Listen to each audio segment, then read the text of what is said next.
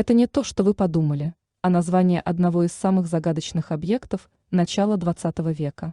А если точнее, то английская аббревиатура Панама Тихоокеанской международной выставки, проводимой в 1915 году возле города Сан-Франциско, Калифорния, США. Несмотря на масштабность всего действа, найти его обычные фотографии в хорошем разрешении пришлось не без труда. Имеется достаточно много старых почтовых открыток, заретушированных до неузнаваемости, но они, как правило, выдают однообразный сюжет. Благодаря им можно подумать, что это было заурядное мероприятие в общем списке подобных, проводимых в то время по всему миру. Но это не совсем так. Ни одна из проводимых в то время выставок не могла сравниться с этой хотя бы по географическому масштабу происходившего.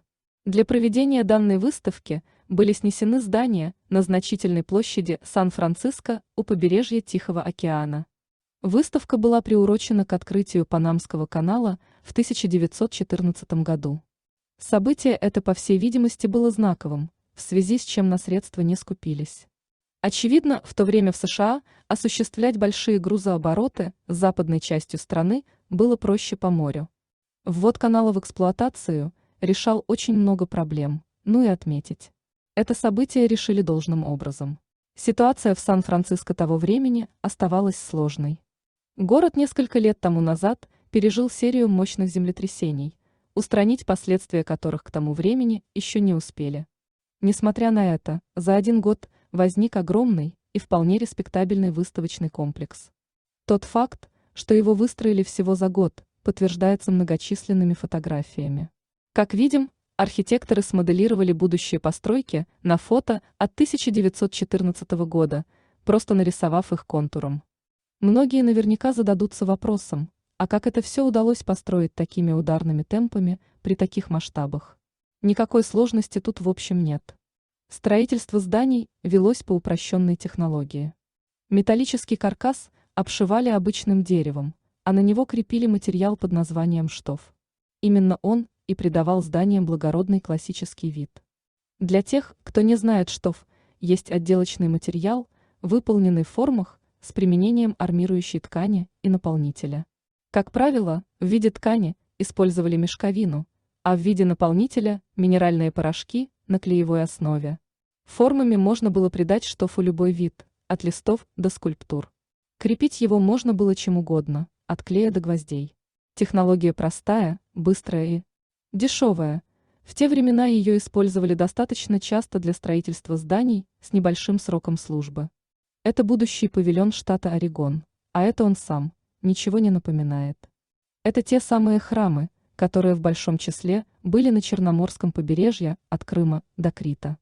Эту типовую конструкцию историки приписывают древним грекам, но, видимо, это не совсем так. Если Орегон был русским штатом, скорее всего, такие здания были и там. Но это тема для другого рассказа. Можно показать еще несколько фото из серии «Как было, как стало». Ну и самое главное сооружение этой выставки – замок драгоценностей.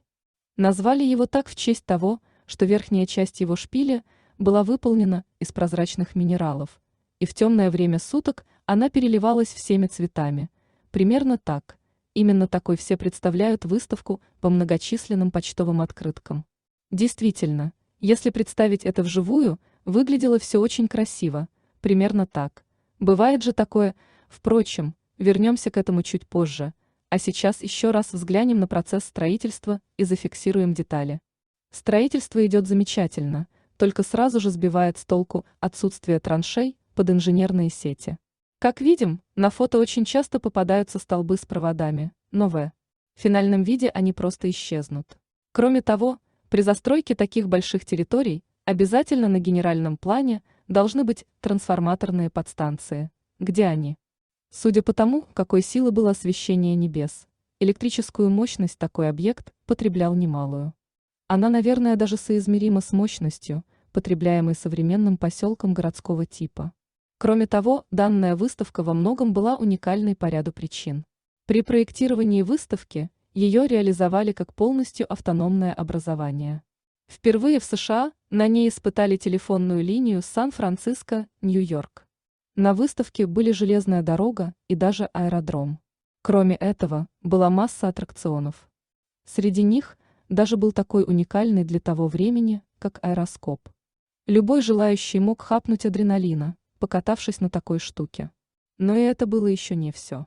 В павильонах выставки продавались такие невиданные до этого предметы роскоши, как фены для укладки волос и стиральные машины. Да и павильоны были сами по себе огромными. Чтобы снабжать это все электричеством, нужна вполне себе приличная электростанция с трубой такой высоты, что ее было бы видно с любого ракурса. Но ее там и близко не было. В чем же тут секрет? Наверное, в тех самых павильонах. Это действительно выставочный павильон, и он не придуман художником. Неужели каждый арендатор в павильоне обеспечивал себя электричеством сам? Очень даже может быть, но в составе зданий и сооружений были освещение и фонтаны, и масса других нагрузок, которые к арендаторам не относились. С коллективным освещением действительно на выставке происходило много странностей. Внутреннее освещение в подавляющем большинстве выполнено вопреки всякой логике. Это просто электрические светильники, висящие на обычных цепях без всяких проводов. Их там не то что много, а до безобразия много. Каким образом это могло работать? К наружному освещению вопросов еще больше. Кругом огромное количество лампочек. На цепях они, конечно же, не висят, но загадок представляют ничуть не меньше. Что это за странные фонари, на которых даже не видно ламп? При дневном свете это обычные металлические кольца, висящие на столбе. Очень загадочные светильники, но это далеко не все из подобной категории загадочных. Стоящий вверху этих фонарей импровизированный огонь говорит о том, что эти фонари использовали для своего горения атмосферный электрический ресурс. Таким знаком маркировали все подобные устройства от пневматических печей до архитектурных деталей храмов. Подобное изобилие осветительных приборов при отсутствии проводов наводит на определенные мысли. Как все это работало? Где находились выключатели таких фонарей? Осветительные приборы с непонятными признаками встречались на выставке практически везде. Но и это еще не все. Возле башни изобилия имелись два вполне непримечательных фонтана. Фонтаны как фонтаны, таких на выставке имелось много. Отчетливо видно, что колонна этих фонтанов сборная, состоящая из колец, смонтированных друг на друга. Ничего необычного, подобное решение применялось на многих зданиях и сооружениях. Имелась только в этих фонтанах маленькая неприметная деталь. По ночам они светили невообразимой яркостью, даже ярче, чем стоящие рядом самые мощные фонари. Какое количество люксов они выдавали, сказать сложно, но прочие осветительные приборы выглядели достаточно бледно. Можно уверенно сказать, что они затмевали все вокруг. Что это вообще такое, если днем отчетливо видно, что их колонна выполнена не из светопрозрачного материала? И еще один вопрос: если внутрь такой колонны напихать имевшиеся в то время самые мощные лампочки, получилась бы такая яркость? Загадки, кругом одни загадки. Ну и, наверное, многие уже задаются вопросом, а что там такое красивое светится на заднем плане? По имеющейся информации, это была специальная иллюминация, которая осуществлялась мощными разноцветными световыми лучами. Очевидно, по ночам в прибрежной зоне воздух был с частицами влаги, и лучи света, благодаря им, давали очень красивый эффект. Какой источник давал такой свет? По иронии судьбы, фотографий этой установки практически нет. С большим трудом удалось найти несколько фото. Как видим, под прожектора выделен целый остров. Никаких линий электропередач на него не идет, но зато на нем есть подобие храмового сооружения или маяка, и видны подходящие столбы без проводов. Картина начинает проясняться. А что это за столбы? Если приглядеться, то по территории выставки их наставлено очень много. И наверху их расположены не только эти непонятные звезды, но и скульптуры.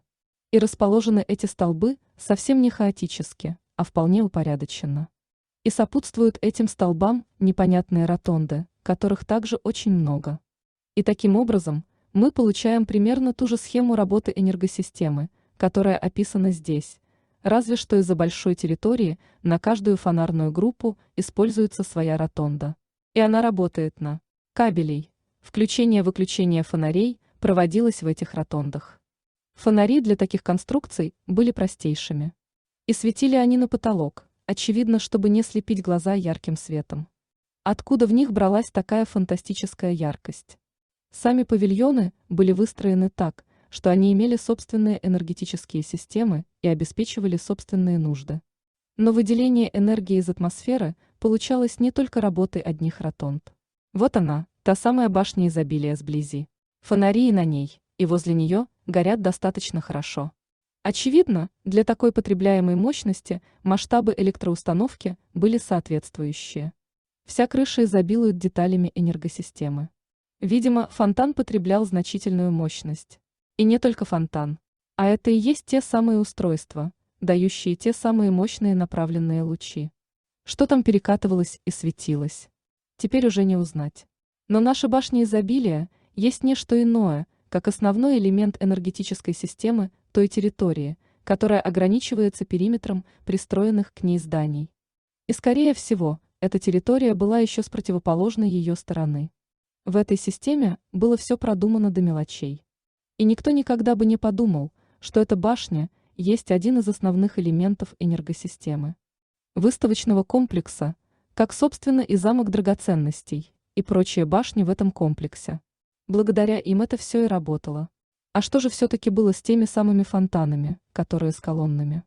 Среди экспонатов выставки имеются такие вот фонтаны, колонна над которым выполнена из стекла. Очевидно, чудес тут не было, и при определенных обстоятельствах, находящийся внутри этой стеклянной колбы, газ начинал давать свет. И среди экспонатов было очень много таких странных артефактов, которые ныне кажутся фантастикой. Но уже стала наступать новая эра глобализации, и наряду со всем этим на выставке стали появляться вполне традиционные вещи. Этим вещам потребовался качественно новый рывок в объемах продаж, и, собственно, случилось то, что случилось. Простояв всего лишь 1 год, наша огромная выставка была снесена. В 1916 году ее уже практически не осталось. Одновременно с этим по всей США прекращают деятельность все подобные выставки, а также при странных обстоятельствах сгорают лунопарки, которые, собственно, являлись небольшой разновидностью этих выставок.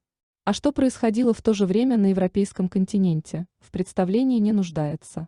Очевидно, все эти события в масштабах планеты вел один единственный модератор, что никак не хочет признавать современная история. Несмотря на это, оставшуюся часть сооружений выставки снесли, чтобы реконструировать, совсем недавно. Неужели подобные чудо города можно было создать так просто? Очевидно, да, и конструкции, рассчитанные на 10 лет, простояли почти добрую сотню. Бывает же такое. Но вот тех самых павильонов дизайна того времени мы уже не встретим.